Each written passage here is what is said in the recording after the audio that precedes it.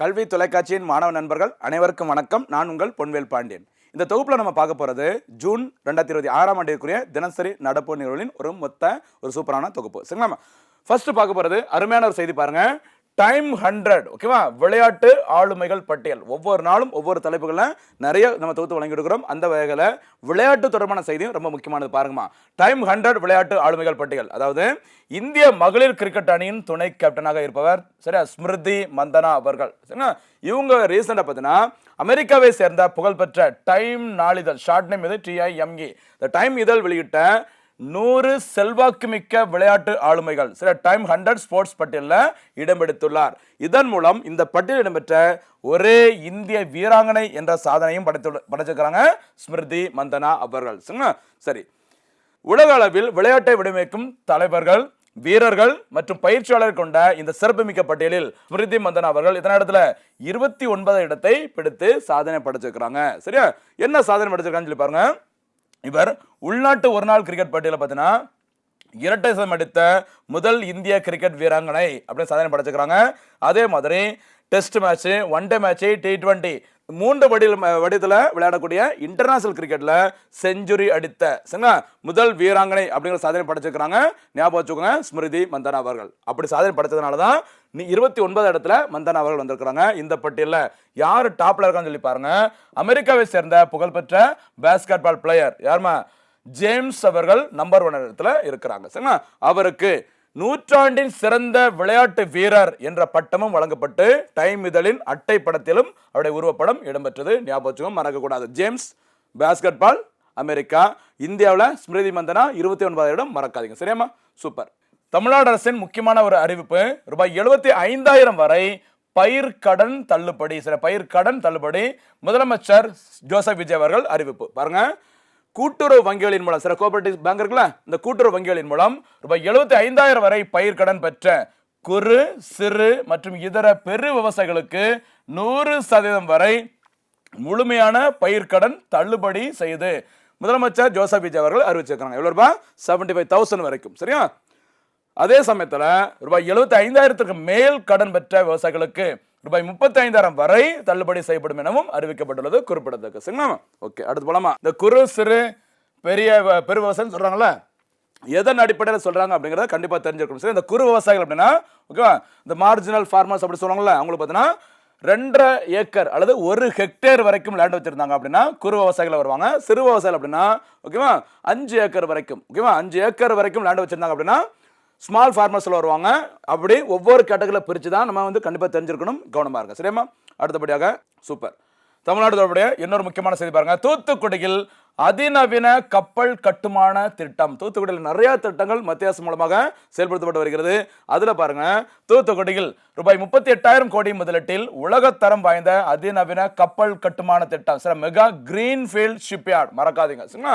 தென்கொரியாவை சேர்ந்த HDKSOE என்ற ஒரு நிறுவனம் தமிழ்நாடு அரசும் இணைந்து இதற்கான ஒப்பந்தங்களை மேற்கொண்டுள்ளன. அப்போ தென்கொரியாவை சேர்ந்த HDKSOE நிறுவனமும் தமிழ்நாடு அரசு தான் இணைந்து இந்த அதிநவீன கப்பல் கட்டுமான திட்டத்தை செயல்படுத்துறதுக்கு அக்ரிமெண்ட் போட்டுக்கிறாங்க. மறக்கக்கூடாது. எங்க? தூத்துக்குடியில் சுமார் 38,000 கோடி முதலீட்டில் உருவாக்கப்படும் இந்த திட்டத்தின் மூலம் 15,000 பேருக்கு நேரடியாக வேலைவாய்ப்பு கிடைக்கும் சொல்லியிருக்காங்க.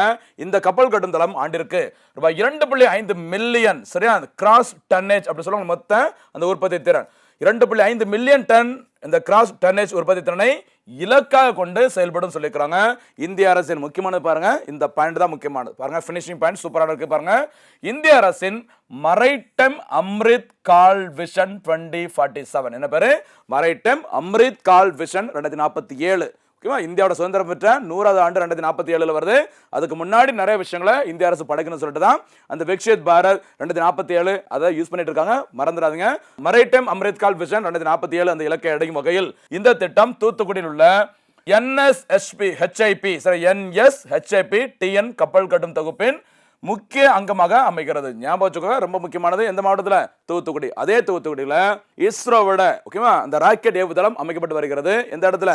குலசேகரப்பட்டினத்தில். ஓகேவா அதே மாதிரி தமிழ்நாடு அரசின் மூலமாக அதே குலசேகரப்பட்டினத்தில் விண்வெளி பூங்கா, சரி, அந்த ஸ்பேஸ் பார்க் உருவாக்கப்பட்டு வருகிறது, குறிப்பிடத்தக்க. சரிங்களா? அந்த வகையில் மறுபடியும் பாருங்க, தூத்துக்குடி செய்தியில் ஏதோ ஒரு வகையில் வந்துட்டே இருக்குமா, ரொம்ப முக்கியமானது பாருங்க. இப்போ பார்த்தோம் மேலே மரைடைம் அம்ரித் கால் விஷன் 2047 அப்படின்னு என்னன்னு சொல்லி பாருங்க. அக்டோபர் 2023ஆம் ஆண்டில் மும்பையில் நடைபெற்ற குளோபல் மரைடைம் இந்தியா சமிட்ல குளோபல் மரைடைம் இந்தியா உச்சி மாநாட்டின் போது பிரதமர் நரேந்திர மோடி அவர்களால் அதிகாரப்பூர்வமாக அறிவிக்கப்பட்டதுதான் இந்த மரைடைம் அம்ரித் கால் விஷன் 2047. சரியா, இது எதுக்குன்னு சொல்லி பாருங்க, என்ன நோக்கத்தோடு இது அறிவிக்கப்பட்டது அப்படின்னா 2023 அறிவிச்சிருக்காங்க. இது இந்தியாவின் கடல்சார் நீல பொருளாதாரம், சரி, அந்த ப்ளூ எக்கனாமின்னு சொல்லுவாங்கல்ல, அந்த நீல பொருளாதாரத்தை மேலும் மேம்படுத்தும் நீண்ட கால வியூக திட்டமாகும். சரியா, இந்தியாவை 2047ஆம் ஆண்டிற்குள் உலகளாவிய கடல் சார்ந்த துறையில் முதன்மையான நாடாக மாற்று நோக்கில் துறைமுகங்கள், கப்பல் போக்குவரத்து மற்றும் நீர்வழிகள் அமைச்சகத்தால் உருவாக்கப்பட்ட ஒரு நீண்ட கால தொலைநோக்கு திட்டம். சரியா, வேர்ல்டு லெவல்ல 2047ஆம் ஆண்டுக்குள்ள சரியா கடல் சார்ந்த துறைகள்ல இந்தியாவை ஒரு டாப் கண்ட்ரியா மாற்றணும். அதுக்கு தான் இந்த திட்டம் அறிவிக்கப்பட்டுள்ளது. ஞாபகம் வச்சுக்கோங்க, தொலைநோக்கு பார்வையுடன் இந்த திட்டம் அறிவிக்கப்பட்டது 2023ஆம் ஆண்டு மும்பையில மறக்கக்கூடாது. கட்டமைப்பு மேம்பாடு பாருங்க, புதிய மெகா துறைமுகங்கள் அமைக்கப்படும், துறைமுகங்களை நவீனமயமாக்கப்படும், அதே மாதிரி சரக்கு போக்குவரத்து செலவை குறைக்கப்படும். இதுதான் இதோட இலக்காக கொண்டு அறிவிச்சிருக்காங்க, மறக்காதீங்க. சரி, மரைடைம் அம்ரித் கால் விஷன் 2047. அடுத்து பாருங்க. ஓகே, சூப்பர், ரொம்ப முக்கியமான செய்தி. அடுத்து அடிக்கடி நியூஸ்ல வரக்கூடிய செய்தி பாருங்க, சென்சஸ் பாருங்க. மக்கள் தொகை கணக்கெடுப்பின் முதற் கட்டம் 23 மாநிலங்களில் நிறைவடைந்துள்ளது. அதாவது சென்சஸ் 2027. ஓகேவா, மக்கள் தொகை கணக்கெடுப்பு 2027 இதுதான் தலைப்பு, மறந்துடாதீங்கம்மா. 15வது மக்கள் தொகை கணக்கெடுப்பு சரியா எப்போ நடைபெற்றது? 2011ஆம் ஆண்டுல. சார் 2011ல தான் 15 சென்சஸ் நடத்தினாங்க. அதுக்கப்புறம் அந்த ரெகுலரா சென்சஸ் எப்போ நடந்திருக்கணும்? 2021ல நடந்திருக்கணும். 2021ஆம் ஆண்டுல COVID-19 பயங்கரமா பரவிட்டு இருக்கும்போது சென்சஸ் நடத்தல, அதனால இப்ப நடத்துறாங்க. எந்த ஆண்டிற்காக? 2027ஆம் ஆண்டிற்காக. இந்த மக்கள் தொகை கணக்கு 2027இன் முதற்கட்ட பணியான வீடுகள் பட்டியலிடுதல் மற்றும் வீடுகள் கணக்கெடுப்பு இதுவரை 23 மாநிலங்கள் மற்றும் யூனியன் பிரதேசங்களில் நிறைவடைந்துள்ளதாக மத்திய அரசு அறிவிச்சிருக்காங்க. சரிங்களா, மக்கள் தொகை கணக்கெடுப்புக்கான அறிவிப்பை கடந்த 2025ஆம் ஆண்டு ஜூன் மாதம் வெளியிட்ட மத்திய அரசு முதற்கட்டமாக வீடுகள் பட்டியலிடுதல் மற்றும் வீடுகள் கணக்கெடுப்பு பணி நடப்பாண்டு ஏப்ரல் 1 முதல் செப்டம்பர் 3ஆம் தேதி வரை நடைபெறும் என்று அறிவித்தது. ஞாபகம் வச்சுக்கோங்க, மக்கள் தொகை கணக்கெடுப்பு 16வது மக்கள் தொகை கணக்கெடுப்பு 2 கட்டங்களில் நடத்தப்படும். ஒன்று வீடுகள் தொடர்பான கணக்கெடுப்பு, அடுத்து மக்கள் தொகை தொடர்பான கணக்கெடுப்பு. சரிங்களா, இனிஷியலா பார்த்தீங்கன்னா ஏப்ரல் 1ஆம் தேதி முதல் வீடுகள் தொடர்பான கணக்கெடுப்பு, அதாவது ஒரு 33 கேள்விகளை அடங்கி உங்க வீடுகளை என்னென்ன வசதியெல்லாம் இருக்குது அந்த கணக்கெடுப்பு ஏப்ரல் 1ஆம் தேதி முதல் தொடங்கி இருக்குது. தமிழ்நாட்டில் ஜூலை 17ஆம் தேதியில இந்த திட்டம் தொடங்குவான்னு சொல்லி அறிவிச்சிருக்காங்க. சரிங்களா, ஓகே, இது வந்து ஃபேஸ் 1ல வீடுகள் தொடர்பான கணக்கெடுப்பு. அதுக்கப்புறம் பிப்ரவரி 2027ஆம் ஆண்டு முதல் மக்கள் தொகை, ஒரு உங்க வீட்டில் யாரெல்லாம் இருக்கிறாங்க, எத்தனை ஆண்கள் என்ன படிச்சுக்கிறாங்க, ஜாதி வாரி கணக்கெடுப்பு, இப்படி நிறைய விஷயங்கள் முறைப்படி எப்ப நடத்த போறாங்க? பிப்ரவரி 2027ஆம் ஆண்டு, மறக்கக்கூடாது. இந்த வீடுகள் தொடர்பான கணக்கெடுப்புல பொதுமக்களிடம் 33 கேள்விகள் கேட்கப்படும். முதல் முறையாக இன்னொரு சிறப்பும் பாருங்க, இந்த சென்சஸ்ல வலைதளத்தில் சரி, அதாவது சென்சஸோட அந்த அபிஷியல் வெப்சைட்ல போயிட்டு பொதுமக்கள் தாமாகவே தகவல்களை பூர்த்தி செய்யும் வசதியும் வழங்கப்பட்டுள்ளது. சரி, அது இந்தியாவோட ஒரு சென்சஸ்ல ஃபர்ஸ்ட் டைம் பொதுமக்கள் தங்களுடைய தகவல்களை அவங்களே கவர்மெண்ட் வழங்கக்கூடிய ஒரு வசதியை ஃபர்ஸ்ட் டைம் செஞ்சு கொடுத்துருக்காங்க. எந்த சென்சஸ்ல? 16 சென்சஸ்ல. ஞாபகம் வச்சுக்கோங்க. சரிங்களா, ஒரு டிஜிட்டல் சென்சஸ் அப்படி சொல்லலாம். ஓகேவா, அதன்படி சுய பதிவுக்கு பொதுமக்களின் தங்கள் சம்பந்தப்பட்ட அந்த தகவல்களை வழங்கும் அந்த சுய பதிவுக்கு 15 நாட்கள் கால அவகாசம் வழங்கப்பட்டு பின்னர் அந்த சென்சஸ் தொடர்பான களப்பணியாளர்கள் மூலம் வீடு வீடாக சென்று அந்த கணக்கிடுதல் மற்றும் சரிபார்த்தல் பணி 1 மாதம் மேற்கொள்ளப்படும். சரிங்களா, ரொம்ப முக்கியமானது. இப்போ உதாரணத்துக்கு தமிழ்நாட்டில் ஜூலை 17ஆம் தேதி முதல் அந்த சுய விவரத்தை அரசிற்கு வழங்கும் அந்த முறை வந்து தொடங்கி இருக்கிறாங்க. இந்த ஜூலை மந்த் ஃபுல்லா நடக்கும், அதாவது அந்த 15 நாட்கள் நடக்கும். அது முடிஞ்சு ஆகஸ்ட் மாசம் ஃபுல்லா பார்த்தீங்கன்னா சென்சஸ் சம்பந்தப்பட்ட அந்த களப்பணியாளர்கள் அது கரெக்டா அப்படின்னு சொல்லிட்டு வீட்டுக்கு வந்து செக் பண்ணுவாங்க. எத்தனை கேள்விகளை கேட்டு? 33 கேள்விகள். வீடுகள் தொடர்பான கணக்கெடுப்பு அதுக்கப்புறம் 2027 பிப்ரவரியில் மக்கள் தொகை தொடர்பான கணக்கெடுப்பு நடத்தப்படும், மறக்காதீங்க. சரிங்களா, ஓகே. இந்த மக்கள் தொகை கணக்கெடுப்பிற்காக இந்திய அரசானது 11,718 கோடியை சரியா நிதியாக ஒதுக்கி இருக்கிறாங்க, மறக்கக்கூடாது, ரொம்ப ரொம்ப முக்கியமானது. சரிங்களா, இப்போது நடைபெற்று வரும் இந்த மக்கள் தொகை கணக்கெடுப்பானது இந்தியா சுதந்திரம் பெற்ற பிறகு நடைபெறும் 8வது மக்கள் தொகை கணக்கெடுப்பு, மறக்காதீங்க. சரியா, ஃபர்ஸ்ட் டைம் இந்தியாவில் சென்சஸ் நடந்தது உங்களுக்கு தெரிஞ்சிருக்கும் 1872ல. யாரோட பீரியட்ல? லார்ட் மேயோ பீரியட்ல தான் இந்தியாவில் ஃபர்ஸ்ட் டைம் சென்சஸ் நடத்தினாங்க. ஓகேவா, அதுக்கப்புறமா இந்தியாவில் மக்கள் தொகை கணக்கெடுப்பு 1881ல நடத்தினாங்க. யாரோட பேரு? லார்ட் ரிப்பன் பிரபு. ஓகேவா, ஃபர்ஸ்ட் மேயோ, அடுத்து ரிப்பன். 2 பேரோட பேரை ஃபர்ஸ்ட் லெட்டர் சேர்த்தீங்கன்னா எம்ஆர்னு வரும். சரியா, மிஸ்டர் அப்படிங்கிற பேர் வரும். தமிழ்ல பார்க்கும்போது மேயோ ரிப்பனுக்கு ரீ சத்தா மேரின் வரும். யார் ஃபர்ஸ்ட் செகண்டுங்கிறத கன்ஃபியூஸ் ஆகக்கூடாது, அதுக்காக நான் சொல்றேன். அப்போ இந்தியாவோட ஃபர்ஸ்ட் சென்சஸ் 1872, செகண்ட் சென்சஸ் 1881. இந்த 1881 சென்சஸ் தான் இந்தியாவோட ஃபர்ஸ்ட் ரெகுலர் சென்சஸ், முறையான மக்கள் தொகை கணக்கெடுப்பு. இந்தியாவோட பாப்புலேஷன் சென்சஸ் அப்படிங்கிறது 10 வருஷத்துக்கு ஒரு வாட்டி நடத்துவாங்க. அப்படி 10 ஆண்டுகளுக்கு ஒரு முறை நடத்தப்படும் அந்த ஃபர்ஸ்ட் ரெகுலர் சென்சஸ் எப்போ கண்டக்ட் பண்ணாங்க? 1881. ஆனால் ஃபர்ஸ்ட் சென்சஸ் கிடையாது தான் சொல்லணும், 1872. அதே மாதிரி 7வது சுதந்திரம் பெற்ற பிறகு, இந்தியா சுதந்திரம் பெற்ற பிறகு இந்தியாவில் நடத்தப்பட்ட 7வது மக்கள் தொகை கணக்கெடுப்பு, அதாவது நிறைவடைந்த மக்கள் தொகை கணக்கெடுப்பு, 7வது மக்கள் தொகை கணக்கெடுப்பு 2011. ஓகேவாமா? அடுத்து இப்போ நடத்த போகிறது சுதந்திரம் பெற்ற பிறகு 8வது மக்கள் தொகை கணக்கெடுப்பு. ஞாபகம் வச்சு சரியாமா? இப்போ ஓவராலாக பார்க்கும்போது 2027ஆம் ஆண்டிற்கான மக்கள் தொகை கணக்கெடுப்பு 16வது மக்கள் தொகை கணக்கெடுப்பு. ஞாபகம் வச்சுக்கோங்க. சுதந்திரம் பெற்ற பிறகு அப்படின்னு பார்த்தீங்கன்னா 8வது. ஞாபகம் வச்சுக்கோங்க சரிங்களாமா? அடுத்தபடியாக ஓகே சூப்பர்.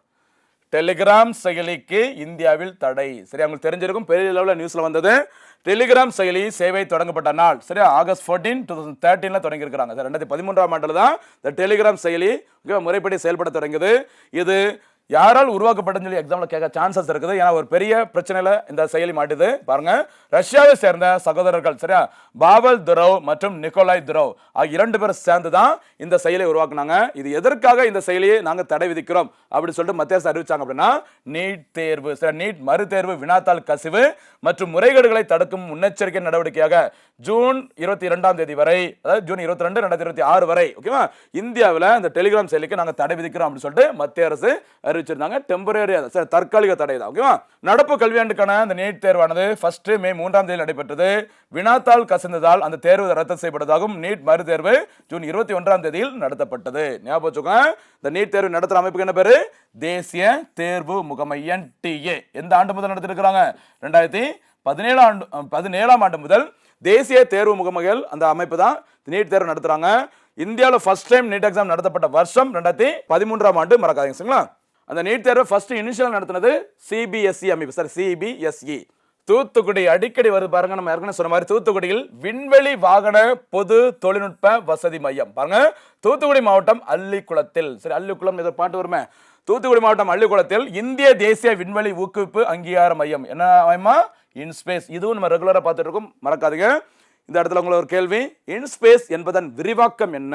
இந்த இன்ஸ்பேஸ் அமைப்பு எப்போது உருவாக்கப்பட்டது? சரியா, இதை பார்த்துருக்குமே சொல்லுங்க, பின்னாடி வரும், கவனமா இருங்க சரிங்களா? இந்த இன்ஸ்பேஸ் அமைப்பு மற்றும் தமிழ்நாடு அரசு இணைந்து புதிய விண்வெளி வாகன பொது தொழில்நுட்ப வசதி மையத்தை அமைப்பதற்காக ஒரு அக்ரிமெண்டா போட்டுக்கிறாங்க சரிங்களா? என்ன பயன் அப்படி சொல்லி பாருங்க. இந்த ஒப்பந்தத்தின் பயன்கள் ராக்கெட்டுக்கு சரியா மேல விண்வெளிக்கு செயற்கைகள் அனுப்புற அந்த ராக்கெட்டில் பயன்படுத்தக்கூடிய உதிரி பாகங்கள், செயற்கைக்கோள் அமைப்புகள், எரிபொருள் இயந்திரங்கள் மற்றும் வான்வெளி மின்னணு சாதனங்களை தயாரித்து சோதனை செய்ய முடியும் இந்த இடத்துல அப்படி சொல்லிக்கிறாங்க சரியா? இது தொடர்பாக யாருக்கு ஒப்பந்தம் கையெழுத்தா இருக்குது?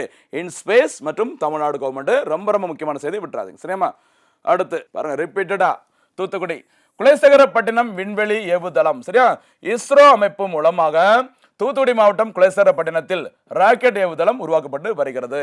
இந்த ஏவுதளம் குறிப்பாக தனியார் நிறுவனங்கள், நோட் பண்ணிக்கோமா, தனியார் நிறுவனங்கள் மற்றும் புதிய ஸ்டார்ட் அப் நிறுவனங்கள் தயாரிக்கும் சிறிய ரக செயற்கைக்கோள் ஏவு வாகனங்களுக்காக பிரத்யேகமாக வடிவமைக்கப்பட்டுள்ளது. ஞாபகம் வச்சுக்கோ, மறக்கக்கூடாது சரிங்களா?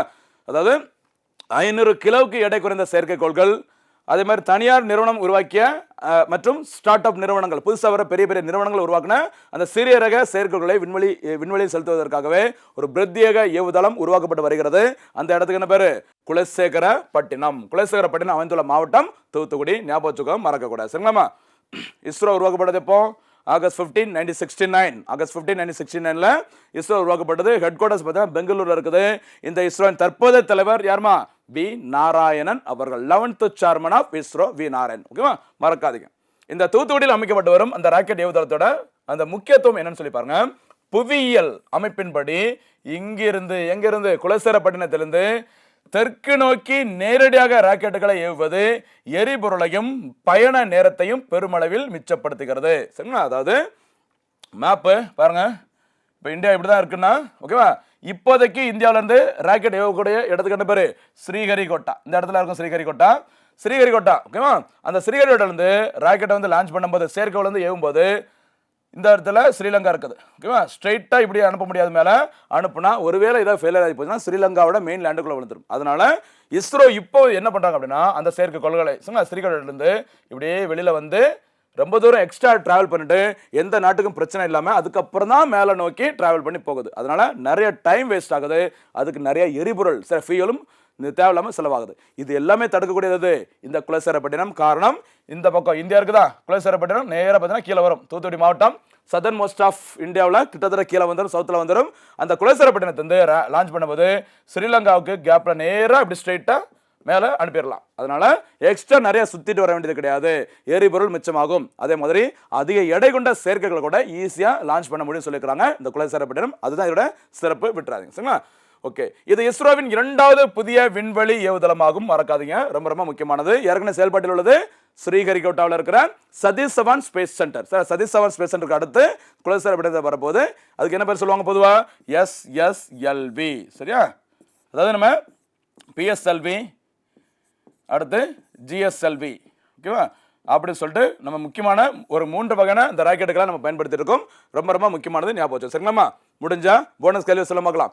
PSLV, GSLV, SSLV இந்த 3ஓட விரிவாக்கம் என்ன அப்படிங்கிறத போனஸ் கேள்வி சொல்ல பார்க்கலாம். இந்த 3க்கும் என்ன வித்தியாசம் அப்படிங்கிறத சொன்னீங்கன்னா இன்னும் சிறப்பாக இருக்கும் சரிங்களா. அடுத்து பாருங்க, அமெரிக்கா ஈரான் இடையே அமைதி ஒப்பந்தம். இவங்க வேற அமைதி ஒப்பந்தம் போடுவாங்க, அடுத்த நாளே சண்டை போடுவாங்க. சரியா, இருந்தாலும் தெரிஞ்சுக்கோங்க, ஈரான் மீது அமெரிக்கா இஸ்ரேல் இணைந்து கடந்த பிப்ரவரி 28, 2026 அன்று தாக்குதல் நடத்தியது. சரியா, பார்த்துக்கோங்க.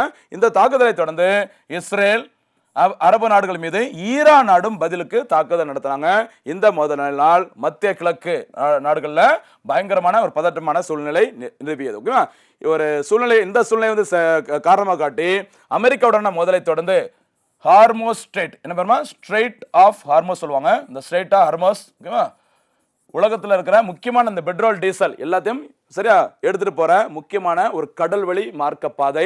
அதோட பேர் தான் என்ன சொல்லுவாங்க? Strait of Hormuz. சரியா, ஹார்மோஸ் அந்த ஜலசந்தி அது யார் கண்ட்ரோல இருக்குதுன்னு பார்த்தீங்கன்னா ஈரான் நாட்டோட கண்ட்ரோல இருக்குது. சரியா, அதை இந்த இஸ்ரேல் ஈரான் பிரச்சனை என்ன பண்ணிட்டாங்க, ஈரான் நாடு இழுத்து மூடிட்டாங்க. சரியா, இதனால பிற நாடுகளுக்கு கொண்டு சேர்க்க வேண்டிய அந்த குரூட் ஆயில், சில கச்சா எண்ணெய் கொண்டு சேர்க்க முடியல. இதனால என்ன ஆச்சுதுமா, பெட்ரோல் டீசலோட விலை பயங்கரமா ஏறிச்சுது. ஓகே, இந்த சூழ்நிலையில அமெரிக்க அதிபர் டொனால்ட் ட்ரம்ப் மற்றும் ஈரான் அதிபர் மசூத் பெசஸ்கின் ஆகியோர் இந்த 2 நாடுகளுக்கும் இடையே, அமெரிக்கா மற்றும் ஈரான் நாடுகளுக்கு இடையே மோதலை சண்டையை முடிவுக்கு கொண்டு வரும் வகையில் 14 அம்சங்கள் கொண்ட ஒரு புரிந்துணர்வு ஒப்பந்தத்தில் முறைப்படி கையெழுத்திட்டுள்ளனர். கொஞ்சம் பார்த்துக்கோங்க, இது ஒரு வரலாற்று முக்கியத்துவம் வாய்ந்தது, ஞாபகம் வச்சுங்களா. ஓகே, அடுத்து போலாமா. இந்த ஸ்ட்ரெயிட் ஆஃப் ஹார்மோஸ் வந்துட்டு ஒரு கேள்வி கேட்கலாமா, ஸ்ட்ரெயிட் ஆஃப் ஹார்மோஸ் அதை சுற்றியுள்ள பிற நாடுகள் எவை அப்படின்னு சொல்லி பாருங்க. ஏன்னா ஈரான் நாடு இந்த பிரச்சனையில, இஸ்ரேல் அமெரிக்கா பிரச்சனையில சில வளைகுடா நாடுகள் மீது தாக்குதல் நடத்தினாங்க. சரியா, அந்த ஸ்ட்ரெயிட் ஆஃப் ஹார்மோஸ் சுற்றி இருக்கிற பிற நாடுகள் எவை, அதை வந்துட்டு நீங்க போனஸ் கேள்வி சொல்லுங்க பார்க்கலாம். சூப்பர்மா. அடுத்து சட்டப்பேரவையில் தமிழக ஆளுநர் உரையின் சிறப்பு அம்சங்கள். ஓகேவா, பாருங்க, அர்லேக்கர் அவர்கள், சரி, அர்லேக்கர் அவர்கள் தமிழ்நாட்டின் புதிய ஆளுநராக இருக்கிறாங்க. கேரளாவின் ஆளுநர் தமிழ்நாட்டில் பொறுப்பு, சில கூடுதல் பொறுப்பு ஆளுநர் இருக்கிறாங்க அர்லேக்கர் அவர்கள். சரியா, என்னென்ன சிறப்பம்சங்களுடைய ஸ்பீச்ல இருக்குன்னு சொல்லி பாருங்க. கீழடி ஆதிச்சநல்லூருக்கு யுனெஸ்கோவின் உலக பாரம்பரிய சின்ன அங்கீகாரம் பெற நடவடிக்கை எடுக்கப்படும். சரியா, ரொம்ப முக்கியமான இடம் கொடுத்துருக்கிறோம். கீழடி அப்படிங்கிறது சிவகங்கை மாவட்டத்தில் இருக்குது, ஆதிச்சநல்லூர் தூத்துக்குடி மாவட்டத்தில் இருக்குது. இந்த 2 இடங்கள்ல ஓகேவா யுனெஸ்கோவின் உலக பாரம்பரிய சின்ன அங்கீகாரம் பெற நடவடிக்கை எடுக்கப்படும் சொல்லியிருக்காங்க. அதனால இது எங்க இருக்குன்னு கேட்கலாம், கவனம் பாருங்க. இந்த கீழடி ஆதிச்சநல்லூர்ல ஓகேவா நிறைய அகழ்வு ஆராய்ச்சி பணிகள் நடைபெற்று வருகிறது, குறிப்பிடத்தக்கது. சரிங்களா, அடுத்து இந்த கீழடி ஆதிச்சநல்லூர் கொடுமணல் அமைந்துள்ள மாவட்டம் ஈரோடு. ஓகேவா, நோட் பண்ணிக்குமா, இங்கெல்லாம் அகழ்வு ஆராய்ச்சி பணிகள் நடைபெற்று வருகிறது. கீழடி ஆதிச்சநல்லூர் கொடுமணல் ஈரோடு. மயிலாடும்பாறை, சரியா, மயிலாடும்பாறை கிருஷ்ணகிரியில் இருக்குது. அடுத்து சிவகலை, சரி, சிவகலையும் தூத்துக்குடியில் தான் இருக்குது. அழகன்குளம் அதாவது ராமநாடு மாவட்டத்தில் இருக்குது. அடுத்து அரிக்கமேடு புதுச்சேரியில் இருக்குது அரிக்கமேடு. அடுத்து சல்வன்குப்பம் செங்கல்பட்டு மாவட்டத்தில் அமைந்துள்ளது. அடுத்து பூம்புகார் என்பது சங்ககால சோழர்களின் தலைநகரமாக கருதப்படுகிறது. ஆகிய தளங்களில் தொடர்ந்து தொல்லியல் துறை ஆராய்ச்சி மேற்கொள்ளப்படும். சரியா, இப்படி செய்திகளை வந்தது நிறைய நூற்றுக்கணக்கான இடங்கள்ல அகழ்வு ஆராய்ச்சி பணிகள் நடைபெற்று வந்தாலும் இப்படி செய்திகளை வருது அல்லது முதலமைச்சர் ஆளுநர் அவர்களின் உரைகளில் இடம்பெற்றது அப்படின்னா அது கொஞ்சம் பார்த்துக்கோங்க. சரிங்களா, கீழடி ஆதிச்சநல்லூர் கொடுமணல் மயிலாடும்பாறை சிவகலை அழகன்குளம் அரிக்கமேடு சல்வன்குப்பம் பூம்புகார் எல்லாத்தையும் பார்த்துக்கோங்க, கண்டிப்பா அடுத்த எக்ஸாம்ல கேட்க போறாங்க. சரிங்களா, சரி, அடுத்து ஆதிச்சநல்லூர் கொடுமணல் கங்கை கொண்ட சோழபுரம். சரியா, இது வந்து அரியலூர் மாவட்டத்தில் இருக்கு. கங்கை கொண்ட சோழபுரம் மாளிகை மேடு அப்படிங்கிற இடத்துல இருக்குது. ஓகேவா, இந்த கங்கை கொண்ட சோழபுரம் ஆகிய பண்பாட்டு தலங்களில் மிகை மெய்மை மற்றும் மெய் நிகர் தோற்றம் ஆகிய தொழில்நுட்பங்களின் மூலம் சுற்றுலா பயணிகளுக்கு தமிழர் நாகரிகம் மீட்டுருவாக்கம் செய்யப்பட்டு அதன் அனுபவம் வழங்கப்படும் சொல்லியிருக்கிறாங்க. சரியா, சுற்றுலாவை ஊக்கப்படுத்தும் வகையில் இங்க சில சிறப்பு வசதிகளை செஞ்சு கொடுக்கப்படும் சொல்லியிருக்கிறாங்க. பார்த்துக்கோங்க. இது எல்லாமே ரொம்ப ரொம்ப முக்கியமான சரிங்களா. இது தவிர ஆளுநர் உரையில முக்கியமான ஒரு சிறப்பம்சம் முல்லை பெரியாறு அணை நீர்மட்டத்தை 152 அடியாக உயர்த்தவும், அதன் மூலம் தென் மாநில நதிகளை இணைக்கவும், ஒலிம்பிக் உயர் திறன் மையங்கள் அமைக்கவும், வறுமையற்ற தமிழகம் உருவாக்கவும் நடவடிக்கை எடுக்கப்படும் சொல்லியிருக்காங்க. சரி, முக்கியமான நோட் பண்ணி பார்க்க வேண்டியது முல்லை பெரியாறு அணை நீர்மட்டத்தை எத்தனை அடியாக 152 அடியாக உயர்த்தப்படும் சொல்லியிருக்காங்க. சரிங்களா. ஓகே, இதுல ஒரு கேள்வி. தற்போது முல்லை பெரியாறு அணையின் சரிங்களா அந்த அபிஷியல் அணையின் உயரம் எத்தனை அடி அப்படிங்கறத கரெக்டா சொல்லுங்க பார்க்கலாம். முல்லை பெரியாறு அணை. ஓகேவா. அடுத்து பாருங்கம்மா. மத்திய அரசு நடத்தும் ஜாதிவாரி கணக்கெடுப்பு முடிந்தவுடன் தமிழ்நாடு அரசு சார்பில் சமூக நீதி கணக்காய்வு நடத்தப்படும். சரியா, ஜாதிவாரி கணக்கெடுப்பு 16வது மக்கள் தொகை கணக்கெடுப்பின் ஒரு பகுதியாக மத்திய அரசானது பார்த்தீங்கன்னா சென்சஸ். ஓகேவா, அந்த சென்சஸ்ல ஜாதிவாரி கணக்கெடுப்பு நடத்த போறாங்க. அது முடிஞ்ச உடனே தமிழ்நாடு கவர்மெண்ட் சார்பில் சமூக நீதி கணக்காய்வு நடத்தப்படும் அப்படின்னு சொல்லி அறிவிச்சிருக்காங்க. அதே மாதிரி தமிழ்நாட்டின் அடுத்த 5 ஆண்டு கால வளர்ச்சிக்கான நோட் பண்ணிக்கோமா வெற்றி தமிழகம். சரி, வெற்றி தமிழகம் என்ற தொலைநோக்கு திட்டம் அறிவிக்கப்படும் சொல்லியிருக்காங்க. சரிங்களா. வரும் 2036ஆம் ஆண்டிற்குள் ஓகேவா 1.5 சரியா சாரிமா பாயிண்ட் மிஸ் ஆயிருக்குது 1.5 ட்ரில்லியன் டாலர் பொருளாதாரம் கொண்ட மாநிலமாக தமிழ்நாடு மாற்றப்படும். சரிங்களா. நம்ம ஆல்ரெடி சொன்னதான் 2030ஆம் ஆண்டுக்குள்ள தமிழ்நாட்டோட மொத்த பொருளாதார மதிப்பு எவ்வளவு 1 ட்ரில்லியன் டாலராக மாற்றப்படும் அப்படி சொல்லிட்டு கடந்த ஆட்சியின் போது திராவிட முன்னேற்ற கழகம் ஆட்சியின் போது அறிவிக்கப்பட்டது. இப்போ இருக்கிற தபாக அரசு என்ன சொல்லிருக்காங்க அப்படின்னு பார்த்தீங்கன்னா தமிழ்நாடு பொருளாதாரத்தின் மொத்த மதிப்பு எவ்வளவுமா 1.5 ட்ரில்லியன் டாலராக மாற்றப்படும் இந்த ஆண்டுக்குள்ள பை 2036. மறக்காதீங்க, இது எல்லாமே தமிழ்நாடு ஆளுநர் அவர்களின் உரையில் இடம்பெற்ற சிறப்பு அம்சங்கள். சரியாமா. அடுத்தபடியாக பார்க்க போறது அருமையான திட்டம் PMVBRY திட்டம். சரி, PMVBRY திட்டம் எப்பவுமே மத்திய அரசு திட்டங்களை ஷார்ட் நேம் கண்டிப்பா தெரிஞ்சுக்கோங்க. அதுக்கப்புறம் முறைப்படி விரிவாக்கம் தெரிஞ்சுக்கணும். சரிங்களா. பாருங்க, பிரதமரின் வேலை வாய்ப்பை உருவாக்கும் ஊக்குவிப்பு திட்டம். சரி, வேலை வாய்ப்பை யார் கொடுக்குறாங்களோ அவங்களையும் என்கரேஜ் பண்றாங்க. அப்படி ஒரு திட்டத்தை மத்திய அரசு தொடங்கி இருக்கிறாங்க. பாருங்க, ஃபுல் நேம் பிரதான் மந்திரி விக்ஷித் பாரத் ரோஷ்கர் யோஜனா. பிரதான் மந்திரி விக்ஷித் பாரத் ரோஷ்கர் யோஜனா. சரியா, அமலுக்கு வந்த நாள் முறைப்படி இந்த திட்டம் அமலுக்கு வந்த நாள் came into effect from August 1, 2025. இந்த திட்டத்திற்காக மத்திய அரசு சரியா முதல் தவணை ஊக்கத்தொகையாக 2400 கோடியை விடுவிச்சிருக்காங்க. விடுவிக்கப்பட்ட நாள் ஜூன் 19, 2026. அதனால நம்ம இப்போ கரண்ட் அஃபேர்ஸ்ல பார்த்திருக்கோம். சரிங்களா. அப்போ இந்த PMVBRY திட்டம் தொடங்கப்பட்டது ஆகஸ்ட் 1, 2025. இதன் மூலம் முதல் தவணை ஊக்கத்தொகை 2400 கோடி எப்போது ரிலீஸ் பண்ணிருக்காங்க ஜூன் 19, 2026. சரிங்களா. சரி, என்னன்னு சொல்லி பாருங்கம்மா.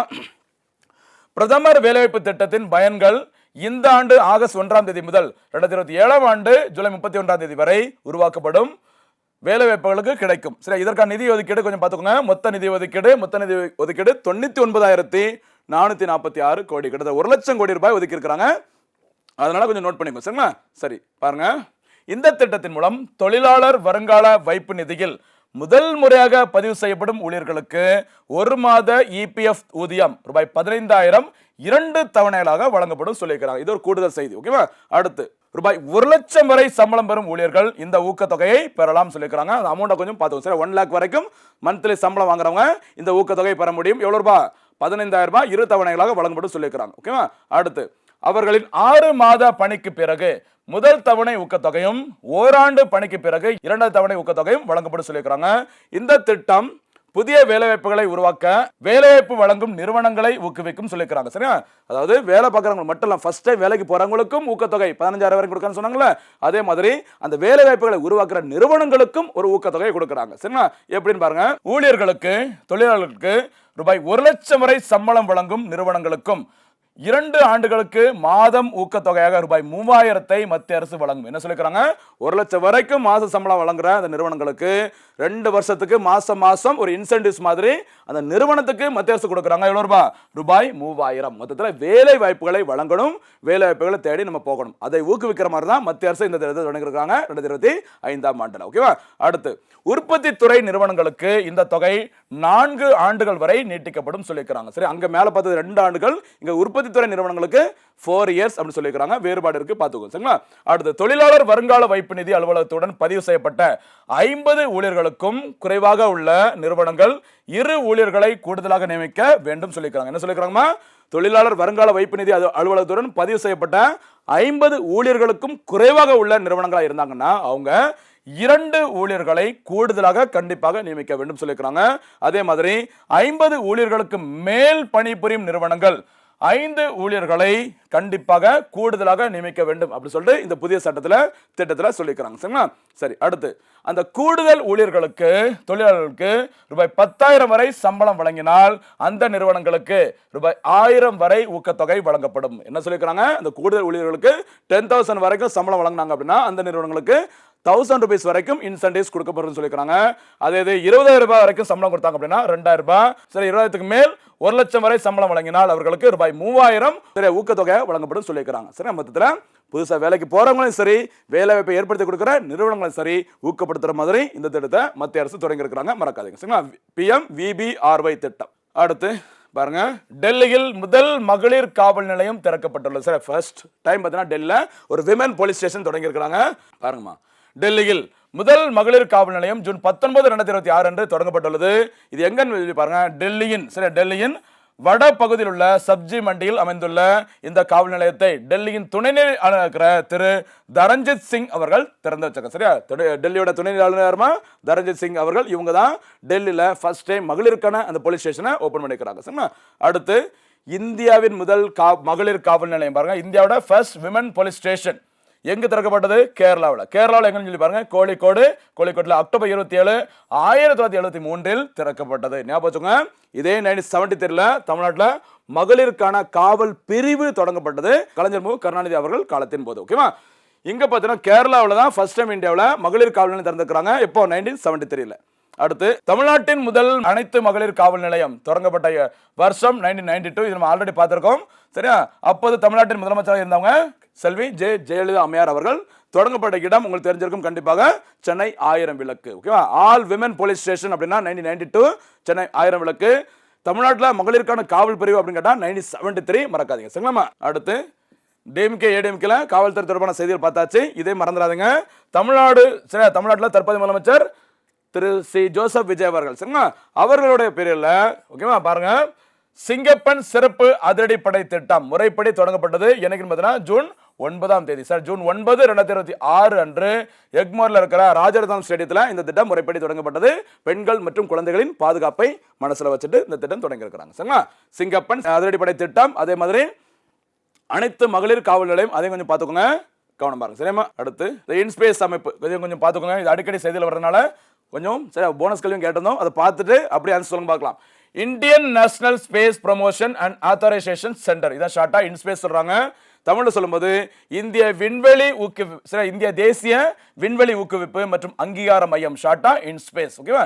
சரி, இது எதுக்குன்னு சொல்லி பாருங்க. சரியா? இஸ்ரோ, ஓகேவா, இந்தியன் ஸ்பேஸ் ரிசர்ச் ஆர்கனைசேஷன் சொல்லுவாங்கல்ல, இஸ்ரோ அமைப்பின் கீழ் தன்னாட்சி அதிகாரத்துடன் செயல்படும் ஒரு அமைப்பு தான் இந்த இன்ஸ்பேஸ். சரியா? இந்த இன்ஸ்பேஸ் அமைப்பு எதற்காக தொடங்கப்பட்டது அப்படின்னு சொல்லி பார்த்தீங்கன்னா, நோக்கம் இந்திய விண்வெளி துறையில், சரியா, டிபார்ட்மெண்ட் ஆஃப் ஸ்பேஸ் சொல்லுவாங்கல்ல, இந்திய விண்வெளி துறையில் தனியார், இந்த பாயிண்ட் தான் முக்கியமானது, தனியார் நிறுவனங்களின் பங்கேற்பை ஊக்குவிக்கவும் அவை முறைப்படுத்தவும் உருவாக்கப்பட்ட ஒரு தன்னாட்சி அமைப்பு. அப்போ ஸ்பேஸ் டெக்னாலஜில, ஸ்பேஸ் செக்டர்ல பார்த்தீங்கன்னா பிரைவேட் செக்டரை உள்ள கொண்டு வர்றதுக்கு உருவாக்கப்பட்ட ஒரு சிறப்பு அமைப்புக்கு தானே பேரு இன்ஸ்பேஸ். மறக்காதீங்க. இந்த இன்ஸ்பேஸ் அமைப்பு உருவாக்கப்பட்ட வருஷம் ஜூன் 2024, 2020. சரி, 2020 தான் இன்ஸ்பேஸ் உருவாக்கி இருக்கிறாங்க. இதோட தலைமையிடம் செயல்பட்டு வரும் இடம் அகமதாபாத் என்பது குறிப்பிடத்தக்கது. ஞாபகம் வச்சுக்கோங்க. சரிங்களா? இந்த இன்ஸ்பேஸ் அமைப்போட தற்போதைய தலைவராக இருப்பவர் யாருன்னு சொல்லி பாருங்க, பவன்குமார் கோயங்கா அவர்கள். மறக்காதீங்க, இந்த பவன்குமார் கோயங்கா அவர்கள், சரியா, இதோட தலைவர் ஸ்கைரூட். மறக்காதீங்க. சரி, ஸ்கைரூட் இந்தியா முதல் தனியார் துறை ராக்கெட்டோட பேரு விக்ரம் சொல்லுவாங்க. சரியா? அந்த விக்ரம் அப்படிங்கிற அந்த ராக்கெட்டை ஸ்கைரூட் ஏரோஸ்பேஸ் நிறுவனம் உருவாக்கி இருக்கிறாங்க. இதனுடைய தலைமையிடம் ஹைதராபாத்ல இருக்கு. அதனுடைய தலைவராக இருப்பவர் தான் இந்த இன்ஸ்பேஸுக்கும் தலைவராக இருக்கிறாங்க. இன்ஸ்பேஸோட ஹெட் குவார்ட்டர்ஸ் இருக்குது அகமதாபாத்ல இருக்கு. சரிங்களா? இது உருவாக்கப்பட்டது 2020. இந்த 2020ஆம் ஆண்டு தான் இந்திய அரசு பார்த்தீங்கன்னா விண்வெளி துறையில முதல் முறையாக யாருக்கு அபிஷியலா அனுமதி கொடுத்தாங்க? தனியார் துறைக்கு. மறக்காதீங்க. சரிங்களா? அப்ப தனியார் துறைக்கு விண்வெளி துறையில அனுமதி வழங்கப்பட்ட ஆண்டு நோட் பண்ணிக்கோங்க, 2020. அதே மாதிரி தேசிய விண்வெளி கொள்கை, நேஷனல் ஸ்பேஸ் பாலிசியை உருவாக்குறது 2023ஆம் ஆண்டு. மறக்காதீங்க, ரொம்ப ரொம்ப முக்கியமானது. சரிங்களா? முடிஞ்ச அளவுக்கு நிறைய செய்திகளை சூப்பராக தொகுத்து வழங்கிட்டு இருக்கிறோம். மக்களை தேர்வில் நம்ம பாஸ் பண்ணோம் அப்படின்னு நினைச்சீங்கன்னா வீடியோ ஃபுல்லாக பாருங்க, மறக்காம ஒரு நோட்டு போட்டு அதற்கான நோட்ஸை கிளியராக எழுதிக்கோங்க. கேட்ட கேள்விகளுக்கு சிறப்பான முறையில் பதில் சொல்லி ரிவிஷன் பண்ணுங்க. தேர்வில் வெற்றி பெறுங்க. மீண்டும் சந்திக்கலாம். நன்றி, வணக்கம்.